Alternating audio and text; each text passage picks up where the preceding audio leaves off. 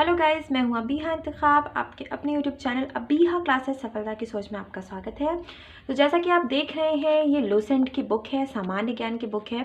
तो इस बुक में हम हिस्ट्री में आज पढ़ेंगे सल्तनत काल। सल्तनत काल को पढ़ने से पहले हम थोड़ा जान लेंगे मध्यकालीन भारत में कि कैसे गजनवी और गौरी के बारे में, और सल्तनत काल को मैं यहाँ पे पूरा ख़त्म करवाऊँगी। जो पूरे 5 वंश हैं सल्तनत काल में, अगर बात करते गुलाम वंश, उसके बाद खिलजी वंश, फिर तुगलक वंश, फिर उसके बाद अगर हम देख सकते हैं कि गुलाम, खिलजी और तुगलक के बाद सैयद और फिर लोदी, तो इनके बारे में हम यहाँ पे बात करेंगे और डिटेल में बात करेंगे। और इसमें मैंने हाइलाइटर से हाईलाइट भी किया जो बहुत इंपॉर्टेंट पॉइंट है, क्योंकि आपको पूरी लूसेंट जिसे हम कह सकते हैं पढ़ने की ज़रूरत नहीं है। आप बस वही पॉइंट पढ़िए जो बहुत ज़्यादा इंपॉर्टेंट है। तो चैनल को सब्सक्राइब करना मत भूलिएगा। और सबसे इंपॉर्टेंट पॉइंट मैं बता दूँ कि हमारे चैनल पर यूपीएससी की तैयारी करवाई जाती है, यानी आधुनिक भारत का इतिहास। इस बुक को मैंने स्टार्ट किया और इस बुक की 2 यूनिट मैं ख़त्म करवा चुकी हूँ, और फ्री पीडीएफ भी मैं प्रोवाइड करवाती हूँ। तो ये दोनों यूनिट ख़त्म मैं करवा चुकी हूँ। अगर आप यूपीएससी की तैयारी कर रहे हैं तो आपके लिए बहुत ज़्यादा ये हेल्पफुल होगा। और मैं लक्ष्मीकांत प्यारेलाल की जो बुक है राज्य व्यवस्था, भारत की राज्य व्यवस्था, जो बहुत इंपॉर्टेंट है, इसकी भी एक एक चैप्टर मैं रोज़ आपका ख़त्म करवा रही हूँ। तो चैनल को सब्सक्राइब करना बिल्कुल भी मत भूलिएगा। तो चलिए स्टार्ट करते हैं आज का लेक्चर और जानते हैं सल्तनत काल के बारे में।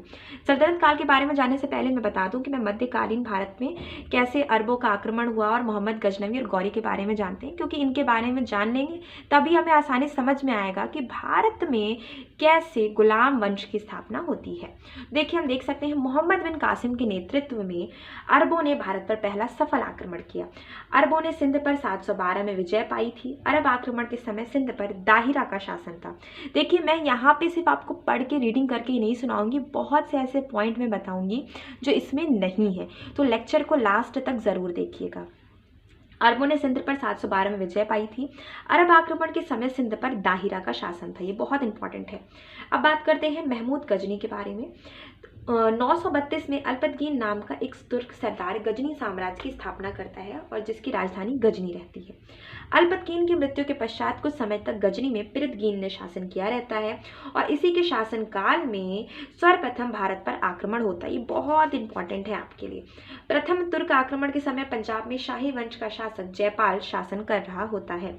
अल्पतगीन का गुलाम तथा दामाद सुबतगीन 977 में गजनी की गद्दी पर बैठता है।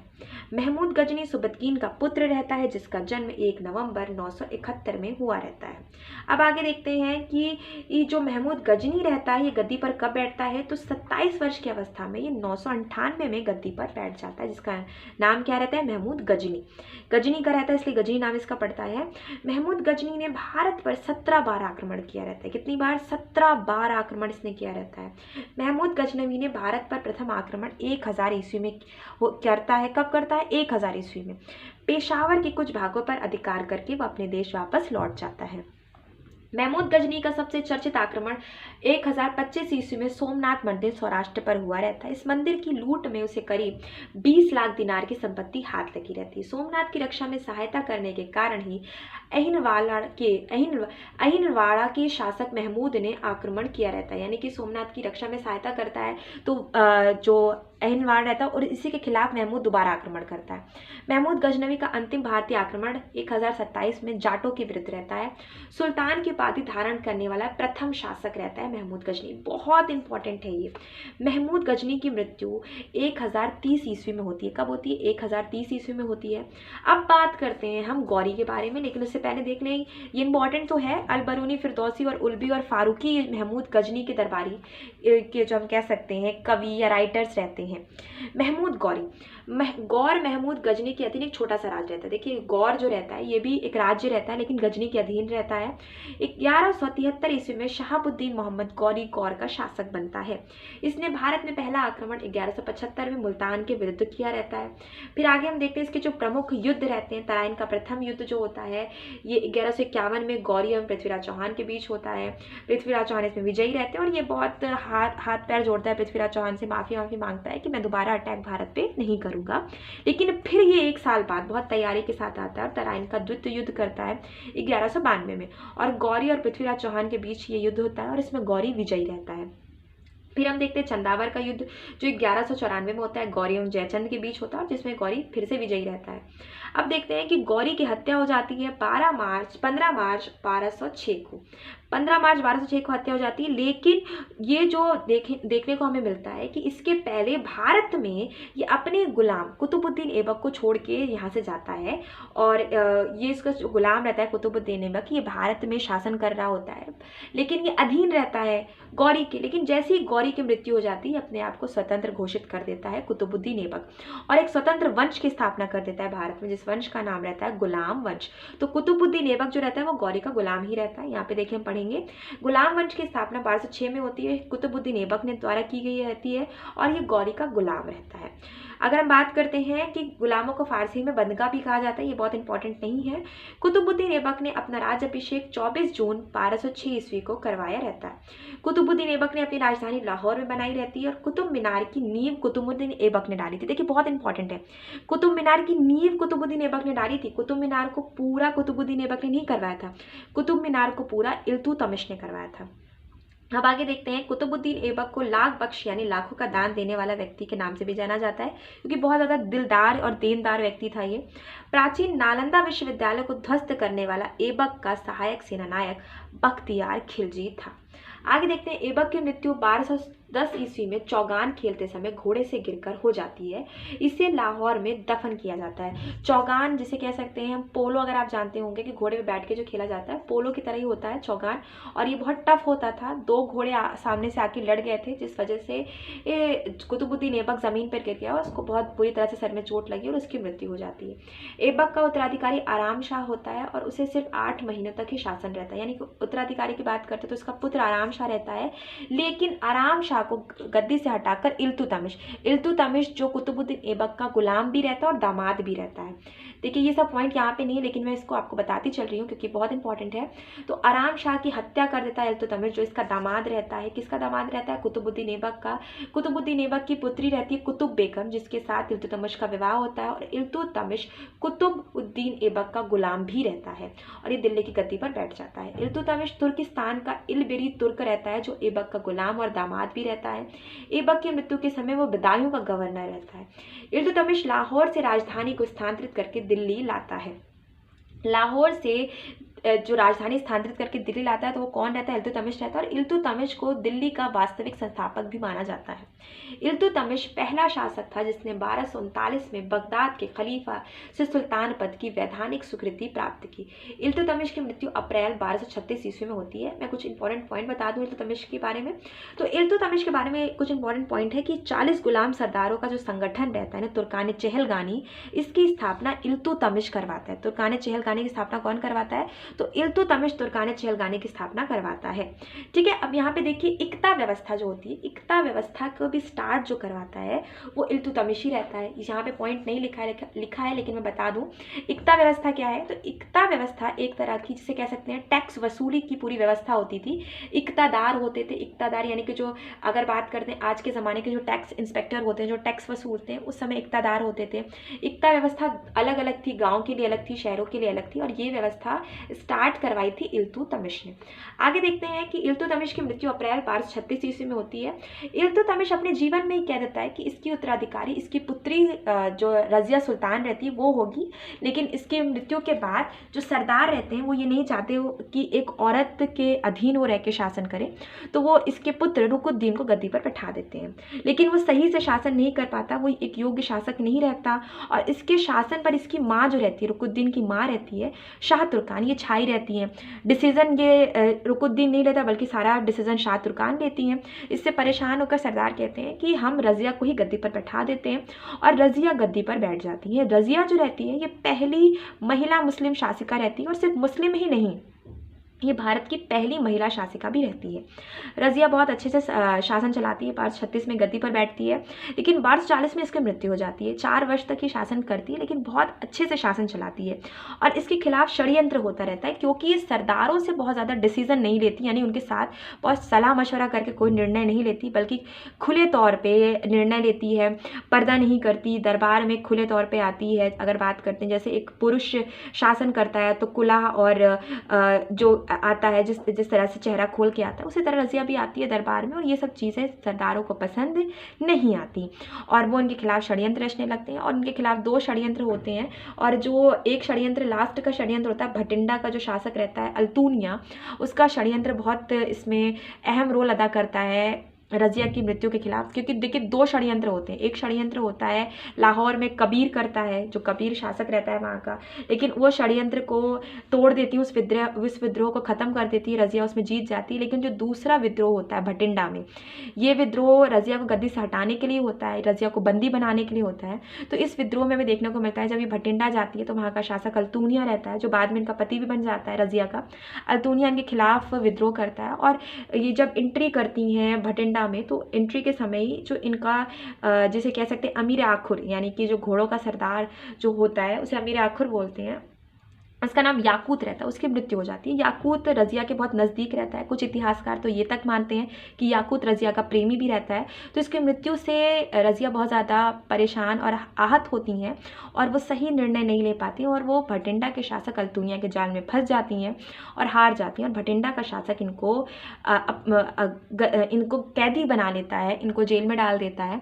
और इस जो भटिंडा का शासक रहता है, इसके और रज़िया के जो दूसरे भाई रहते हैं, उसके बीच एक समझौता हुआ रहता है, बहराम शाह जिसका नाम रहता है, बहराम शाह के बीच एक समझौता हुआ रहता है कि अल्तूनिया कहता है कि अगर मैं रज़िया को कैदी कर लूँगा तो मुझे दरबार में कोई ऊंचा पद मिलेगा। तो बहराम शाह कहता है ठीक है, तुम्हें दरबार में एक ऊंचा पद मिलेगा अगर तुम रज़िया को कैदी कर लो।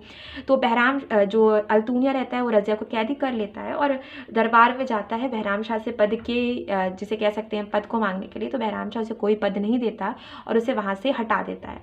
तो ये बात अल्तूनिया को बिल्कुल पसंद नहीं आती। अल्तूनिया वापस आता है भटिंडा और रज़िया को आज़ाद करता है, और रज़िया को आज़ाद करने के साथ उसके साथ निकाह करता है, और निकाह करके वापस जाता है दिल्ली पर अटैक करने के लिए रज़िया के साथ। लेकिन रज़िया और जो भटिंडा का शासक अल्तूनिया रहता है, इनकी सेना हार जाती है और ये वापस आने लगते हैं। तो रास्ते में ही कैथल के पास डाकुओं द्वारा रज़िया की हत्या कर दी जाती है। सब कुछ 1240 में ही होता है। उसी साल रज़िया का विवाह होता है, उसी साल रज़िया अटैक भी करती हैं दिल्ली पे, उसी साल कैदी भी बनती है और उसी साल उनकी मृत्यु भी हो जाती है।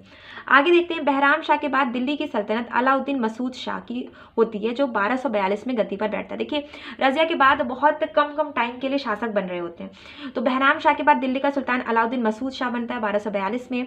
फिर बलबन षड्यंत्र के द्वारा 1246 में अलाउद्दीन मसूद शाह को सुल्तान पद से हटाकर नसीरुद्दीन महमूद को गद्दी पर बैठाता है। नसीरुद्दीन महमूद भी रज़िया का भाई रहता है, या इल्तुतमिश जिसे हम कह सकते हैं इल्तुतमिश का पुत्र रहता है। नसीरुद्दीन महमूद ऐसा सुल्तान रहता है जो टोपी सीकर अपना जीवन निर्वाह करता है। ये बहुत सीधा रहता है, इसे बहुत ज़्यादा लोभ लालच नहीं रहती, बहुत बेवकूफ़ टाइप का शासक रहता है। और इसको बलबन अपना एक कठपुतली के रूप में इसको गद्दी पर बैठाता है और इससे ही अपनी बेटी का विवाह भी कर देता है। फिर आगे देखते हैं, बलबन का वास्तविक नाम बहाउद्दीन रहता है, जो इल्तुतमिश का गुलाम रहता है। और बाद में हम ये देखते हैं कि ये गद्दी पर कैसे बैठता है। तो तुर्कान चहलगानी का विनाश बलबन द्वारा किया जाता है। तुर्कान चहलगानी का जो विनाश होता है ये बलबन करता है, और इसकी स्थापना कौन करता है? इल्तुतमिश करता है। बलबन को लगता है कि तुर्कान चहलगानी में जो सरदार हैं ये बहुत नुकसान पहुंचा सकते हैं। तो बलबन 1266 में गयासुद्दीन बलबन के नाम से दिल्ली की गद्दी पर बैठ जाता है। यह मंगोलों के आक्रमण से दिल्ली की रक्षा करने में सफल रहता है। दरबार में सिजदा और पैबोस प्रथा की शुरुआत बलबन ही करवाता है। सिजदा और पैबोस का मतलब है कि जब राजा दरबार में आता है तो लोग झुक जाते हैं, दिल पे हाथ रख के बैठ जाते हैं, जैसे सिजदा और पैबोस कहते हैं। उसका ये मानना था कि अगर इतनी इज्जत वो राजा को देंगे तो वो कभी भी राजा के खिलाफ विद्रोह नहीं करेंगे। अपने विरोधियों के प्रति बलबन ने कठोर लॉ एवं रक्त नीति अपनाते हैं, यानी कि लॉ या रक्त नीति, अगर मेरे खिलाफ गया तो सीधा ऊपर वाले के पास जाओ। अब आगे बात करते हैं, बलबन के दरबार में फारसी के प्रसिद्ध कवि अमीर खुसरो एवं अमीर हसन रहते थे। गुलाम वंश का अंतिम शासक शमशुद्दीन कैमुर्स था। देखिए अगर बात करते हैं गुलाम वंश में महत्वपूर्ण शासक कौन कौन गुजरे हैं, तो कुतुबुद्दीन ऐबक के बाद देखते हैं इल्तुतमिश के बाद रज़िया सुल्तान और गयासुद्दीन बलबन। यही 4 बहुत प्रमुख रहे हैं। और भी बहुत से शासक रहे हैं, लेकिन अगर हम प्रमुख की बात करते हैं तो यही शासक प्रमुख रहे हैं। अब आगे देखते हैं हम खिलजी वंश। खिलजी वंश का मतलब क्या होता है मैं बता दूं। देखिए मैंने बताया ना कि इसमें बहुत से पॉइंट ऐसे हैं जो इसमें नहीं है, लेकिन मैं बताती चल रही हूँ, तो ये वीडियो लास्ट तक जरूर देखिएगा। चलिए खिलजी वंश में बात करते हैं। तो खिलजी का मतलब होता है जो ये खिलजी वंश निकला है। खिलजी कहाँ कहाँ से निकला है, तो खल्ज। अफगानिस्तान में एक जगह थी जिसका नाम था खल्ज। खल्ज का मतलब होता है बहुत गर्म क्षेत्र। तो वहाँ से जो लोग भारत आए वो खिलजी कहलाए। तो अगर हम आगे देखते हैं, खिलजी जो थे गुलाम वंश के शासन को समाप्त कर 13 जून 1290 को जलालुद्दीन फिरोज खिलजी ने खिलजी वंश की स्थापना की रहती है। इसने किलो खरी को अपनी राजधानी बनाई रहती है। जलालुद्दीन की हत्या 1296 में उसके भतीजे एवं दामाद द्वारा अलाउद्दीन खिलजी के द्वारा कड़ा मानिकपुर में की जाती है। देखिए, अलाउद्दीन खिलजी जो रहता है, इसका दामाद भी रहता है और इसका भतीजा भी रहता है जलालुद्दीन का, और ये इसकी हत्या करता है। पूरे इतिहास में सबसे जो जिसे कह सकते हैं निंदनीय हत्याकांड ये माना जाता है, क्योंकि इस हत्याकांड में पहले से कुछ पता नहीं होता। जलालुद्दीन को बुलाया जाता है अलाउद्दीन द्वारा कि वो एक महल बनाता है मानिकपुर में, तो बुलाता है जलालुद्दीन को, जो उसका ससुर भी रहता है और उसका चचा भी रहता है, उसको बुलाता है अलाउद्दीन और कहता है कि जो मैंने ये महल बनाया इसको आप देखिए। तो वो आता है कड़ा मानिकपुर में उस महल को देखने के लिए, और अलाउद्दीन उसके सामने झुकता है। तो जलालुद्दीन भी उसको इज्जत देने के लिए उसके सामने हल्का सा झुकता है, उसके सलाम को जैसे कह सकते हैं ग्रहण करता है। तो जब वो झुकता है तो पीछे से अलाउद्दीन अपने एक सैनिक द्वारा उस पर हमला करा के उसे पीछे से जान से मार देता है और खुद गद्दी पर बैठ जाता है। अब आगे देखते हैं कि अलाउद्दीन ने बहुत महत्वपूर्ण काम भी किए रहते हैं। तो कुछ महत्वपूर्ण काम के बारे में अगर बात करते हैं, तो स्थायी सेना की नींव जो रखता है वो अलाउद्दीन ही रखता है भारत में। स्थायी सेना का मतलब है ऐसी सेना बनाता है जिसके बारे में हर एक सैनिक के बारे में उसको डिटेल में पता हो, यानी उसका हुलिया कैसा है सैनिक का, वो किस स्थिति में है, मजबूत स्थिति में है, वो घोड़सवार है या पैदल सैनिक है, इन सब की डिटेल वो रखता है, जिससे हम जान सकते हैं कि मजबूत और स्थायी सेना की वो नींव रखता है। अब चीज़ें इसमें देखते हैं कि घोड़ा दागने और सैनिकों का हुलिया रखने की प्रथा भी ये शुरू करता है। अब आगे देखते हैं, शासन में मूल नियंत्रण प्रणाली को ये दृढ़ता से लागू करता है। देखिए, अगर बात करते हैं पहली सार्वजनिक वितरण प्रणाली, पहली सार्वजनिक वितरण प्रणाली स्टार्ट करने में किसका अहम रोल रहता है, तो वो नाम है अलाउद्दीन खिलजी का। अलाउद्दीन खिलजी ऐसा शासक रहता है जो पहली सार्वजनिक वितरण प्रणाली, आप जानते होंगे, अगर आप राशन कार्ड वगैरह के बारे में जानते होंगे तो आप जानते होंगे कि सार्वजनिक वितरण प्रणाली होती क्या है। तो पहली सार्वजनिक वितरण प्रणाली अगर भारत में स्थापित करने में किसी का योगदान रहा है तो वो है अलाउद्दीन खिलजी। इसने क्या किया रहता है, मूल्य नियंत्रण प्रणाली स्टार्ट करता है बाजार में, यानी बाजार में इसके जो सैनिक रहते हैं जानता है कि अगर ये लड़ना चाहता है और अपना साम्राज्य का विस्तार करना चाहता है तो इसे अपने सैनिकों को हमेशा खुश रखना होता है। तो ये क्या करता है, अपने सैनिकों को खुश रखने के लिए सबसे इंपॉर्टेंट काम करता है कि उनको खाना मिलता रहे प्रॉपर तरीके से। तो इतने सारे सैनिकों को वो बहुत ज़्यादा वेतन तो दे नहीं सकता, लेकिन वो बाजार में चीज़ों की कीमतों पर नियंत्रण रखता है कि चीज़ें हाई रेट से बढ़ती ना जाएं, चीज़ों का जो कॉस्ट है, जो वस्तुओं का मूल्य है वो तेज़ी से ना बढ़े, जिसके कारण अगर तेज़ी से मूल्य बढ़ेगा तो जो सैनिक है इन चीज़ों को खरीद नहीं पाएंगे और जिसका रिजल्ट ये होगा कि उन्हें खाना नहीं मिलेगा और वो विद्रोह कर देंगे राजा के खिलाफ। तो ये चीज़ें वो करता है, बाजार मूल्य नियंत्रण प्रणाली अपनाता है। अब आगे देखते हैं, दक्षिण भारत की विजय के लिए अलाउद्दीन ने मलिक काफूर को भेजा रहता है। अब आगे देखते हैं कि ये क्या क्या बनाता है। तो अलाई दरवाज़ा, सीरे का किला, हजार खंबा महल अलाउद्दीन खिलजी द्वारा ही बनवाया जाता है। अलाई दरवाज़ा को इस्लामिक वास्तुकला का रत्न भी कहा जाता है, वेरी इंपॉर्टेंट है। अब आगे देखते हैं, हम यहाँ पे इंपॉर्टेंट पॉइंट में अगर हम बात करते हैं तो हम यहाँ पे देखते हैं कि अलाउद्दीन खिलजी के शासनकाल में 1297 से 1306 तक मंगोलों का 6 आक्रमण होता है। अलाउद्दीन खिलजी की मृत्यु 5 जनवरी 1316 को होती है। कुतुबुद्दीन मुबारक खिलजी 1316 को दिल्ली के सिंहासन पर बैठता है। जो मुबारक खिलजी रहता है ये बहुत ही बेवकूफ़ टाइप का शासक रहता है, इसके में अक्ल नाम की जिसे कह सकते हैं बिल्कुल भी चीज़ नहीं रहती, और ये इसे बहुत आसानी से शासन मिल जाता है। और ये जिसे यहाँ पे लिखा है, नंगन स्त्री पुरुषों की संगत रहना पसंद करता है, कभी कभी बिना कपड़ों के दरबार में आ जाता है, कभी कभी औरतों के कपड़े पहन के दरबार में आ जाता है।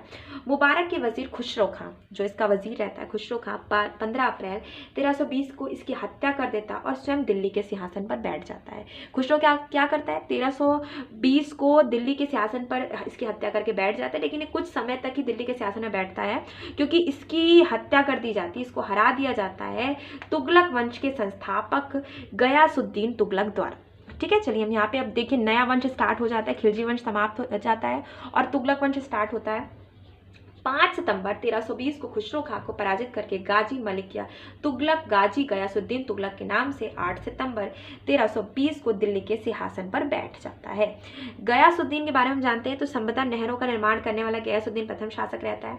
गयासुद्दीन तुगलक ने दिल्ली के समीप स्थित पहाड़ियों पर तुगलकाबाद नामक से एक नया नगर भी स्थापित किया रहता है। अब देखते हैं, देखिए गयासुद्दीन की भी हत्या कर दी जाती है और इसकी हत्या इसी के पुत्र द्वारा की जाती है, मोहम्मद बिन तुगलक के द्वारा, जो आगे इसकी गद्दी पर बैठता है, यानी कि नेक्स्ट जो शासक होता है तुगलक वंश का।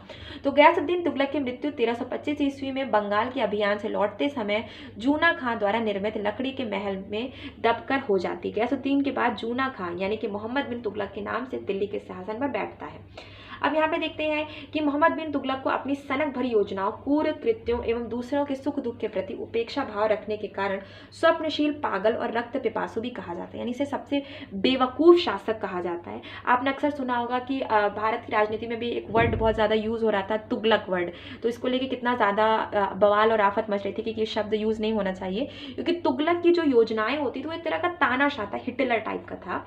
वो अपनी आवाम से कुछ पूछता नहीं था, बल्कि अपनी योजनाओं को उन पर थोप देता था। मोहम्मद बिन तुगलक ने अपनी राजधानी दिल्ली से देवगिरी में स्थानांतरित किया और इसका नाम दौलताबाद रखा। ये बहुत बड़ी बेवकूफ़ी थी उसकी। ये क्या करता है, मोहम्मद बिन तुगलक अपनी राजधानी को दिल्ली से देवगिरी जो कि साउथ में रहता है, दिल्ली की अगर बात करते हैं तो ये अगर देखते हैं नॉर्थ की तरफ, या ये अगर बात करते हैं तो भारत के मध्य में रहता है। देवगिरी बहुत साउथ के एरिया में रहता है, वहाँ शिफ्ट कर देता है और दौलताबाद इसका नाम रख देता है। ये बहुत बड़ी बेवकूफ़ी रहती है, क्योंकि दिल्ली के लोग देवगिरी के रहन सहन और खाने पीने से बिल्कुल भी अलग होते हैं, तो वो चीज़ें जाके वहाँ पे अब्जॉर्ब नहीं कर पाते, उन चीज़ों को अपने अंदर ढाल नहीं पाते। तो खाना पीना, रहन सहन दोनों जगह का बिल्कुल अलग होता है। और फिर इतना लंबा सफ़र तय करना और फिर देवगिरी से दिल्ली पर शासन कर पाना, क्योंकि दिल्ली भी उसी का अधीन रहता है, उसकी राजधानी रहता है। तो वो जब देवगिरी शिफ्ट कर देता है अपनी राजधानी, तो देवगिरी से वो दिल्ली पर अपनी नज़र नहीं रख पाता। तो ये भी बहुत बड़ी बेवकूफ़ी रहती है उसकी। फिर आगे देखते हैं कि अफ्रीका का मोरक्को यात्री इब्न बतूता लगभग 1333 में भारत आता है और सुल्तान ने इसे दिल्ली का काजी नियुक्त किया रहता है। 1342 में सुल्तान ने इसे अपने राजदूत के रूप में चीन भी भेजा रहता है और इसने एक पुस्तक लिखी रहती है जिसका नाम रहता है रहला। रहला एक बहुत इंपॉर्टेंट बुक है इब्न बतूता की लिखी हुई। इसमें इसने सब कुछ लिखा है कि उस समय कैसे सती प्रथा चल रही थी, भारत की क्या स्थिति थी, इन सब के बारे में उसने रहला में लिखा है इब्न बतूता ने। मोहम्मद बिन तुगलक की मृत्यु 20 मार्च 1351 को सिंध जाते समय थट्टा के निकट गोडाल में हो जाती है। मोहम्मद बिन तुगलक के शासनकाल में दक्षिण में हरिहर एवं बुक्का नामक दो भाइयों ने 1336 में स्वतंत्र राज्य विजयनगर की स्थापना भी कर चुकी रहती है, मतलब विजयनगर साम्राज्य स्थापित हो जाता है 1336 में। महाराष्ट्र में अलाउद्दीन बहमन शाह ने 1347 में स्वतंत्र बहमनी राज्य की भी स्थापना कर देता है। देखिए यहाँ पे अगर हम देखते हैं तो दोनों राज्य विजयनगर बहमनी की स्थापना तुगलक के ही शासनकाल में हो जाती है। अब देखते हैं कि मोहम्मद बिन तुगलक की मृत्यु पर इतिहासकार बदायूं लिखता है कि अंततः लोगों को उससे मुक्ति मिली और उसे लोगों से मुक्ति मिली। तो इसकी बहुत सी बेवकूफ़ी रहती है। अचानक कर में भी वृद्धि कर देता है, द्वाब कर में वृद्धि कर देता है। द्वाब कर का मतलब होता है कि दो नदियों के बीच का क्षेत्र, जैसे गंगा जमुना के जो क्षेत्र रहते हैं उसमें भी बहुत तेज़ी से वृद्धि कर देता है। और ये पता नहीं करता कि ये सूखा पड़ रहा है या बाढ़ आ रही है या अकाल की स्थिति है, बल्कि ये बहुत तेज़ी से कर में वृद्धि करता जाता है। तो जिन किसानों के पास खाने को नहीं है वो इतने ज़्यादा टैक्स कहाँ से भरेंगे, तो वो इसके खिलाफ विद्रोह कर देते हैं और राज्य छोड़ के चले जाते हैं। तो बहुत सी बेवकूफ़ियाँ रहती हैं। सिक्कों के बारे में बात करें तो सोने के सिक्के लाता है, इसकी किस्मत भी बुरी रहती है। सोने के सिक्के लाता है लेकिन अचानक जिसे बात कर सकते हैं इंटरनेशनल मार्केट में, अंतर्राष्ट्रीय बाजार में और राष्ट्रीय बाजार में सोने की कमी हो जाती है, तो फिर ये चांदी के सिक्के लाता है, फिर चांदी की कमी हो जाती है, फिर मिश्रित धातु के सिक्के लाता है। मिश्रित धातु के सिक्के में भी देखने को मिलता है कि मिश्रित धातु में जो सबसे बेवकूफ़ी भरा इसका डिसीजन रहता है कि ये जो छपाई करवाता है मिश्रित धातु के सिक्कों ही करवाता है और इसी के कारण इसकी कालाबाजारी बहुत तेज़ी से होती है, यानी कि नकली सिक्के भी छपने लगते हैं। तो इसकी तीसरी सबसे बड़ी बेवकूफ़ी रहती है। और चौथी इसकी सबसे बड़ी बेवकूफ़ी रहती है खुरासन अभियान। ये अटैक करना चाहता है अफगानिस्तान के खुरासन जगह पर। इसके लिए 1 लाख सैनिकों की पहले से भर्ती कर लेता है, लेकिन बाद में ये अपने अभियान को कैंसिल कर देता है। इस कारण ये 1 लाख सैनिकों को निकाल देता है और ये 1 लाख सैनिक विद्रोह कर देते हैं अचानक सेना से निकलने के कारण। तो 4 बेवकूफ़ियाँ रहती हैं। पहली बेवकूफ़ी रहती है इसकी जो राजधानी परिवर्तन करता है, दूसरी बेवकूफ़ी रहती है द्वाब कर में वृद्धि करता है, फिर सिक्कों को लेकर इसकी जो बेवकूफ़ी रहती है, और फिर चौथी बेवकूफ़ी इसकी रहती है खुरासन अभियान को लेकर। तो ये हम बात कर रहे थे मोहम्मद बिन तुगलक के बारे में। अब देखिए इसकी मृत्यु के बाद कौन गद्दी पर पर बैठता है तो इसकी मृत्यु के बाद हमें देखने को मिलता है या इसका जो चचेरा भाई रहता है, इसका जो चचेरा भाई रहता है उसका नाम रहता है फिरोज तुगलक, वो गद्दी पर बैठता है। अब देखते हैं फिरोज तुगलक ब्राह्मणों पर जजिया कर लागू करने वाला पहला मुस्लिम शासक रहता है। जजिया कर लागू करने वाला शासक कौन रहता है? तो उसका नाम रहता है फिरोज तुगलक। अब आगे देखते हैं यहाँ पे फिरोज तुगलक के बारे में। ये बहुत ही सीधा सा, सिंपल सा जिसे कह सकते हैं शासक रहता है। ये बहुत ज़्यादा अपने राज्य का विस्तार नहीं करना चाहता, यानी कि ये बहुत ज़्यादा युद्ध वगैरह नहीं करता। अगर जब तक कोई इसके राज्यों पर युद्ध नहीं अटैक करके अपने उसको अधीन नहीं करना चाहता, ये उन पर युद्ध नहीं करता। यानी कि अगर इसे परेशान ना किया जाए तो ये किसी को परेशान ना करे, ऐसी स्थिति थी इसकी। इसके शासनकाल में एक खिरजा, जहाँ पे देख रहे हैं खिरजाबाद एवं मेरठ से अशोक के 2 स्तंभों को लाकर दिल्ली में स्थापित किया जाता है। बहुत इंपॉर्टेंट है कि अशोक के 2 स्तंभ दिल्ली किस राजा के शासनकाल में आते हैं? तो वो रहता है फिरोज शाह तुगलक। आगे देखते हैं कि सल्तनत कालीन सुल्तानों के शासनकाल में सबसे अधिक दासों की संख्या इसी के शासनकाल में रहती है, जिसका नाम रहता है फिरोज तुगलक। अपनी आत्मकथा फतुहात फिरोज शाही की रचना ये करता है। इसने चांदी और तांबे के मिश्रण से निर्मित सिक्के भारी संख्या में जारी किए रहते हैं, जिसे अद्धा और विघ कहा जाता है। फिरोज तुगलक की मृत्यु सितंबर 1388 में होती है। अब आगे देखते हैं कि इसके बाद कौन गद्दी पर बैठता है। तो नसीरुद्दीन महमूद तुगलक इसके बाद गद्दी पर बैठता है। और तैमूर लंक दिल्ली का जो तैमूर लंक दिल्ली पर अटैक करता है, तो उस टाइम दिल्ली का सुल्तान कौन रहता है? तो दिल्ली का सुल्तान रहता है नसीरुद्दीन महमूद तुगलक। दिल्ली का उस समय सुल्तान रहता है जिस समय तैमूर लंक दिल्ली पर अटैक करता है। ये बहुत इंपॉर्टेंट है आपके लिए। नसीरुद्दीन के समय में ही मलिक कुशकर और की उपाधि धारण कर एक जो किन्नर रहता है, हिजड़ा रहता है, मलिक सरवर जौनपुर में एक स्वतंत्र राज्य की स्थापना कर देता है। अब आगे हम बात करते हैं सैयद वंश के बारे में। तो सैयद वंश को हम यहाँ पे देखते हैं। बस आपका खत्म है सैयद वंश के बाद थोड़ा सा लोधी वंश है, आपका ये पूरा सल्तनत काल समाप्त हो जाएगा। सैयद वंश के बारे में बात करते हैं तो सैयद वंश की स्थापना खिरज खां द्वारा होती है। खिरज खां कौन रहता है? तो तैमूर लंक का सेनापति रहता है और ये भारत में सैयद वंश की स्थापना करता है। और ये जो जिसे कह सकते हैं कि जो टैक्स देता है, ये तैमूर लंक के बेटों को टैक्स भेजता है, जिसका नाम शाहरुख रहता है, हम आगे पढ़ेंगे। खिरज खां तैमूर लंक का सेनापति रहता है और भारत से लौटते समय तैमूर लंक ने खिरज खां को मुल्तान, लाहौर और दीपालपुर का शासक नियुक्त किया रहता है। खिरज खां नियमित रूप से तैमूर के पुत्र शाहरुख को कर भेजा करता था। अब आगे देखते हैं कि जमुना इसके बाद जो खिरज खां के बाद गद्दी पर कौन बैठता है? तो मुबारक शाह गद्दी पर बैठता है। और हम देखते हैं यमुना के किनारे मुबारकाबाद की स्थापना कौन करता है? मुबारक शाह करता है। सैयद वंश का अंतिम सुल्तान कौन रहता है? तो अलाउद्दीन आलम शाह अंतिम सुल्तान रहता है। अब हम लास्ट वंश देख लेते हैं यहाँ पे, लोधी वंश। तो लोधी वंश का संस्थापक बहलोल लोधी रहता है और ये 19 अप्रैल 1451 को बहलोल शाह गाजी की उपाधि से दिल्ली के सिंहासन पर बैठता है। किस नाम से बैठता है? बहलोल शाह गाजी की उपाधि के नाम से दिल्ली के सिंहासन पर बैठता है। अब देखते हैं दिल्ली का प्रथम अफगान राज्य की स्थापना करने का श्रेय किसका रहता है? तो वो रहता है बहलोल लोधी का। ये पहला ऐसा शासक रहता है जो अफगान राज्य की स्थापना करता है दिल्ली पर। अब देखते हैं इसके बाद गद्दी पर कौन बैठता है। तो इसके बाद गद्दी पर बहलोल के बाद इसका पुत्र सिकंदर लोधी बैठता है और सिकंदर लोधी ही 1504 में आगरा शहर की स्थापना कराता है। ये बहुत इंपॉर्टेंट है। आगरा शहर की स्थापना किसने करवाई है? तो आगरा शहर की स्थापना सिकंदर लोधी ने करवाई होती है। अब देखते हैं कि सिकंदर लोधी बहुत क्रूर रहता है। सिकंदर लोधी ने आगरा को अपनी नई राजधानी बनाता है। इसके आदेश पर संस्कृत के एक आयुर्वेद ग्रंथ का फारसी में, जिसे हम फरहंगे सिकंदरी के नाम से अनुवाद हुआ, इसने नगर कोट के ज्वालामुखी मंदिर की मूर्ति को तोड़कर उसके टुकड़ों को कसाईयों को मांस तौलने के लिए दे दिया। इसने मुसलमानों को ताजिया निकालने व मुसलमानों की स्त्रियों को पीरों तथा संतों के मजार पर जाने पर भी प्रतिबंध लगा दिया होता है। अब आगे देखते हैं कि इसकी गले में बीमारी हो जाती है, जिसके कारण इसकी मृत्यु हो जाती है। और इसके बाद इसका पुत्र जो रहता है वो गद्दी पर बैठता है 1517 में। 1517 में इब्राहिम शाह की उपाधि के साथ आगरा में इब्राहिम लोधी गद्दी पर बैठ जाता है, जो कि सिकंदर लोधी का पुत्र रहता है। फिर 21 अप्रैल 1526 को पानीपत के प्रथम युद्ध में इब्राहिम लोधी बाबर से हार जाता है और इस युद्ध में वो मारा जाता है। पहला ऐसा शासक रहता है सल्तनत काल का जो युद्ध भूमि में मारा जाता है और उसका नाम रहता है इब्राहिम लोधी। तो ये किस युद्ध में मारा जाता है? 1526 में जो पहला पानीपत का युद्ध होता है बाबर और इब्राहिम लोधी के बीच में, तो ये इस युद्ध में मारा जाता है। और इसी युद्ध के बाद भारत में दिल्ली में सल्तनत काल का समय समाप्त हो जाता है। बाबर को भारत पर आक्रमण के लिए निमंत्रण पंजाब के शासक दौलत खां लोधी, जो कि चचा रहता है इब्राहिम लोधी के चचा आलम खां, द्वारा दिया जाता है। तो यहाँ पे आप देखेंगे कि मैंने आपको बता दिया कि इब्राहिम लोधी हार जाता है पानीपत के युद्ध में और इसकी मृत्यु हो जाती है, और इसके बाद बाबर गद्दी पर बैठता है और इसके बाद से सल्तनत काल समाप्त हो जाता है और एक नया पीरियड स्टार्ट होता है और उसका नाम रहता है मुगल एम्पायर। तो मुगल डायनेस्टी को हम पढ़ेंगे, मुगल पीरियड को पढ़ेंगे, उसको डिटेल में हम जानेंगे।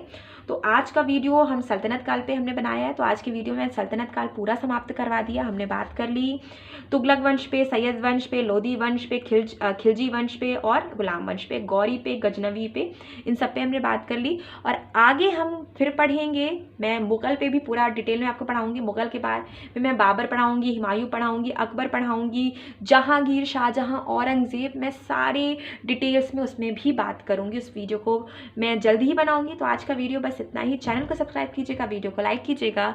थैंक यू दोस्तों।